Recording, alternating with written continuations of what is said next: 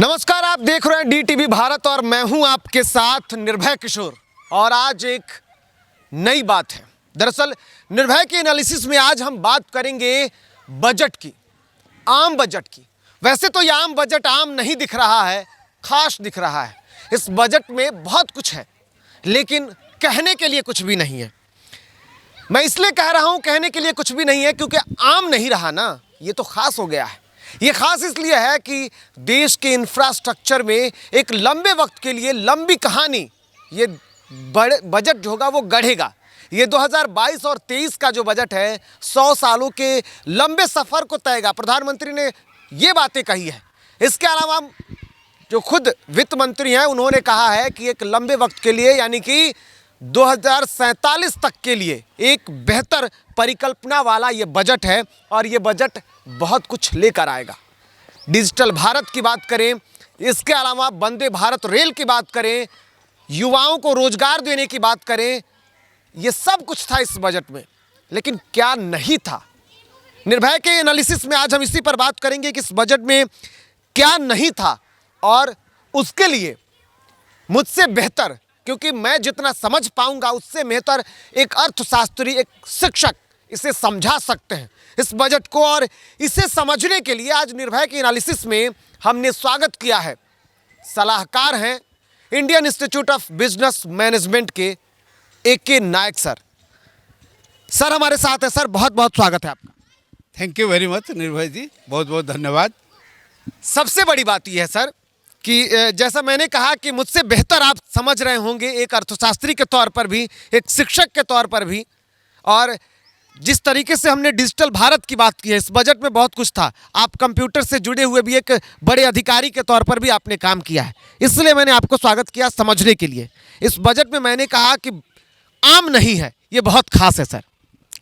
देखिए निर्भय जी, आप जो बोले कुछ हद तक ये सही बात है। आज तो भारत का माननीय वित्त मंत्री ने सदन में जो बजट पेश किए, इन्होंने बोले समावेशी विकास के लिए बजट पेश है। इसका झलक भी आता है। जहाँ तक एक आत्मनिर्भर भारत का बात होता है, जहाँ तक हमारा आदरणीय प्रधानमंत्री का सपना का बात होता है, ये बजट में बहुत झलक मिलता है। भारत को आत्मनिर्भर बनाने के लिए जहाँ तक बोलिए, वो कृषि क्षेत्र में हो, स्वास्थ्य क्षेत्र में हो, शिक्षा क्षेत्र में हो, कि प्रतिरक्षा क्षेत्र में हो, मैन्युफैक्चरिंग क्षेत्र में हो, सभी क्षेत्र में एक लंबी एक योजना रखा गया जिसमें कि इंफ्रास्ट्रक्चर बेसिक जो आधारभूत संरचना, इसको स्ट्रॉन्ग करने के लिए सब सुविधा, सब प्रोविज़न रखा गया भारत को एक आत्मनिर्भर भारत तरफ लेने का। लेकिन फिलहाल जो हमको ये बजट में थोड़ा कमी लगा, जिसका ऊपर भी एड्रेस करना था माननीय वित्त मंत्री जी का, जो कि नहीं हो पाया, ये सबसे बड़ा बात है मध्यम वर्गीय लोग के लिए, निम्न मध्यम वर्ग लोग के लिए कुछ ये बजट थोड़ा बहुत निराशाजनक रहा, क्योंकि इनके लिए जो होना चाहिए था उसमें नहीं हुआ। सबसे बड़ा बात हुआ इनकम टैक्स स्लैब में बढ़ोतरी होना चाहिए था, वो नहीं रखा गया। वही 2.5 लाख को 2.5 लाख रख दिया गया, जबकि क्लेम किया जा रहा है कि 5 लाख तक आप टैक्स सेव कर सकते हैं। लेकिन मेरा मानना है यदि कोई व्यक्ति को 30,000 रुपया मासिक आय है, वो कहाँ से सेव करेगा? मान लिया हम जॉइंट फैमिली का बात नहीं करते कि न्यूक्लियस फैमिली का बात करते हैं, एक मैंने हस्बैंड वाइफ है और 2 बच्चा हो, इसके साथ साथ यदि किसका पास है बूढ़ा माँ बाप, और भी एक अलग चीज़ है, सो 30,000 में घर चलना मुश्किल हो जाता। आज का जो महंगाई आप देखते हैं, आप देखिए करीब करीब महंगाई जो लास्ट ईयर इसी समय में था, बहुत चीज़ में कीमत दोगुना हो गया। एक खाने वाला तेल का रेट देखिए, जो कि लास्ट ईयर इस समय में लगभग 100 रुपये का आसपास था, अभी 200 रुपया क्रॉस कर चुका। इसमें 30,000 रुपया यदि किसका मासिक आय है, इसको घर चलाने में बड़ा कठिनाई हो जाता है। इसका किचन देखना, बच्चे का पढ़ाई लिखाई देखना और सब स्वास्थ्य रिलेटेड जो खर्चा देखना, इसमें वो सेव करने का बात कहाँ से आएगा? पहले खा पी के जिएंगे तब ना सेव करने का बात आएंगे। इसीलिए बजट में इसका कोई झलक नहीं मिला, जो कि मध्यम वर्ग एवं निम्न मध्यम वर्ग को राहत दे सकते। इन लोग के लिए तो ये बजट कुछ अच्छा निराशाजनक रहा है, हम बोलेंगे। इसको छोड़ के बिल्कुल, इसलिए मैंने खास बोला है सर। आम की बात इसलिए हम कर रहे हैं कि इसे आम बजट कहते हैं। इस बजट से घर में जो चूल्हा जलता है उस पर भी उसका असर पड़ता है। उसकी रफ्तार कितनी हो, वो सीम पर चलाएंगे हम या उसे तेज कर सकते हैं, ये तय करता है ये बजट। आपने कहा कि आज तेल का जो कीमत है कि सरसों तेल की कीमत आप देखेंगे तो लगभग 200 प्लस में है, इसके अलावा और कई साधन। लेकिन अगर इसका असर जो देखा जाए वो फिलहाल इस बजट में नहीं दिखा है। एक आम व्यक्ति जो है वो परेशानी की स्थिति में अब भी रहा, जो उम्मीदें थी वो उम्मीदों के मुताबिक नहीं रहा। इस बजट में ज़रूर खास है लेकिन आम नहीं रहा, ये हमने बातें कही। लेकिन जिस तरीके से आप देखें किसानों के आय को दोगुने करने की हम बात कर रहे हैं, हम ये बोल रहे हैं कि रेलवे को बेहतर कर लेंगे, सर इससे आम को कुछ फ़ायदा दिखेगा क्या? देखिए, किसान का जहाँ तक आय को दोगुना करना है, ऑफकोर्स कृषि क्षेत्र में कुछ अच्छी चीज़ ये प्रावधान रखा गया है बजट में। जैसे 2.37 लाख करोड़ का एमएसपी का जो है रिकॉर्ड परचेज होगा, देयर इज नो डाउट। और ऑर्गेनिक खेती का ऊपर में भी बहुत जोर दिया गया, ये हो गया। यहाँ अभी सवाल उठता है कितना ऑनेस्टली इसको इम्प्लीमेंट किया जाएगा, इसका ऊपर सवाल होता है। यदि ऑनेस्टली इसको इम्प्लीमेंट किया जाए, ज़रूर किसी क्षेत्र में जो बजट आया वो स्वागत योग्य है, इसमें कोई संदेह नहीं है। इसको छोड़ के और भी जो विभिन्न क्षेत्र हैं, हम तो बताए हैं, संरचना बना आधारभूत संरचना को क्रिएट करने के लिए, आत्मनिर्भर भारत की तरफ लेने के लिए ये बजट में बहुत खास चीज़ है। वो जो कोई अच्छा बात है, भारत को एक स्वावलंबी भारत के रूप में करेगा। अब विशेष करके जो स्टार्टअप में हम आज विश्व में तीसरा पोजीशन पर है, एफडीआई फिक्स्ड ये फॉरेन डायरेक्ट इन्वेस्टमेंट में दूसरा पोजीशन है। ये भी बजट में जो प्रोविज़न रखा गया जो कुछ जॉब क्रिएट करेगा, उसमें भी हम बहुत आशावादी है, क्योंकि जहाँ इन्वेस्टमेंट होगा वहाँ जॉब क्रिएशन भी होगा। लेकिन और कुछ क्षेत्र में इसमें खास होना चाहिए था आम जनता के लिए। जैसे महिला वर्ग है, समाज में 50% वर्ग अब महिला वर्ग, अभी का करंट स्टैटिस्टिक्स में आप देखिएगा जो महिला का संख्या पुरुष का संख्या से भी ज़्यादा हो गया। लेकिन बजट में इन लोग के लिए कुछ रखा जाता है, इन लोग को एम्पावर करने के लिए, सशक्तिकरण करने के लिए कुछ कदम रखा गया। जैसे रखा गया 2 लाख के आंगनबाड़ी को और सब माने अपग्रेड किया जाएगा, और कुछ रखा गया। लेकिन फिर भी हम लगे 50% से एभव आबादी महिला आज का रखते हैं, लेकिन इनके लिए जो सब होना चाहिए और कुछ इनका सिक्योरिटी का ऊपर में, इनका ये का ऊपर में, सोशल सिक्योरिटी एंड अदर क्षेत्र में जो होना चाहिए, इसको और एजुकेशनली एम्पावर करने के लिए, पुरुषों का साथ कंधा में कंधा मिलाने के लिए, चलने के लिए, इसको सशक्तिकरण करने के लिए इस सब दिशा में और कुछ पदक्षेप लेना चाहिए था। चलिए, बहुत बहुत धन्यवाद सर। तो आपने इसको बताया कि कितना खास रहा, लेकिन आम मतलब आम होता है। इधर आप देख रहे होंगे बच्चे खेल रहे हैं, और इस पार्क को हमने चुनने का सबसे बड़ा कारण ये समझा कि ये खुशियां जो है आज के इस बजट पर इसका बड़ा असर पड़ सकता है।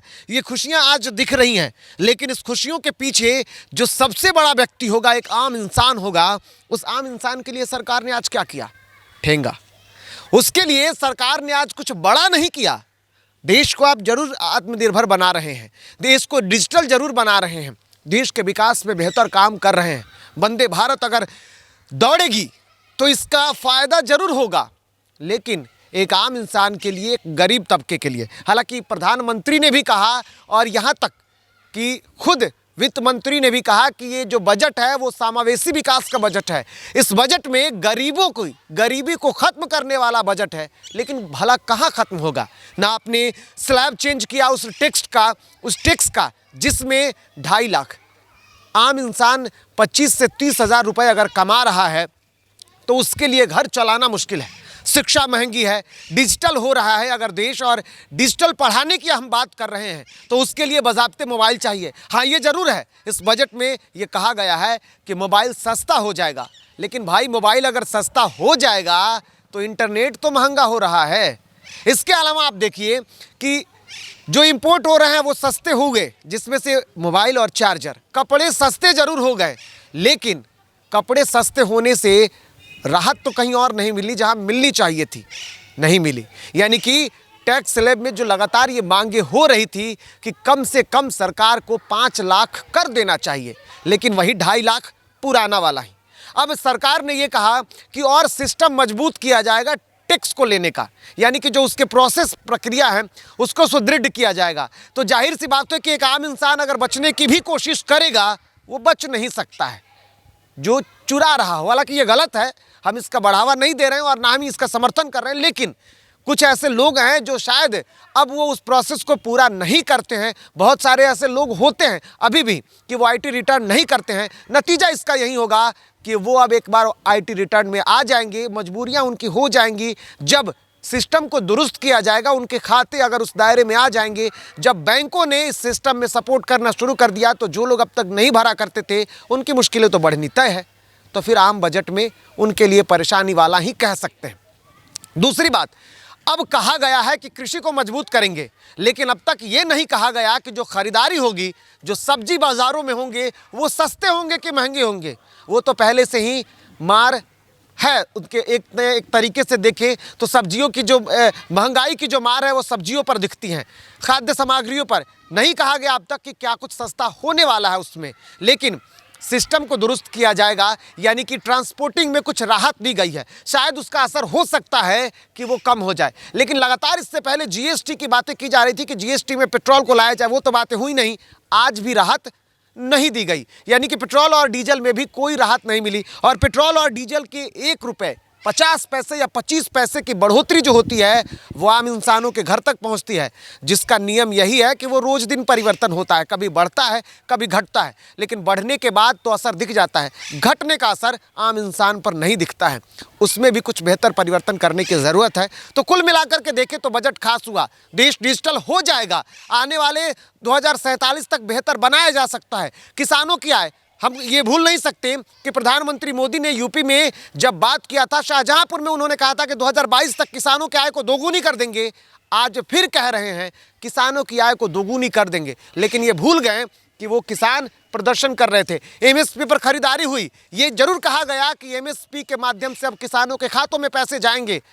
ज़मीनी स्तर पर इसका कितना असर होगा ये देखना होगा। पैसे तो पहुंचाए गए किसानों के खाते में, ये प्रधानमंत्री भी कह रहे हैं, ये खुद वित्त मंत्री ने भी कह दिया, लेकिन क्या होगा इस बजट से? जो उम्मीदें हैं वो उम्मीदें आने वाली क्या होंगी? लेकिन आम इंसान को इस बजट का कोई फ़ायदा नहीं मिलता हुआ दिख रहा है, और जो स्थितियां हैं वो वर्तमान में आपके सामने है।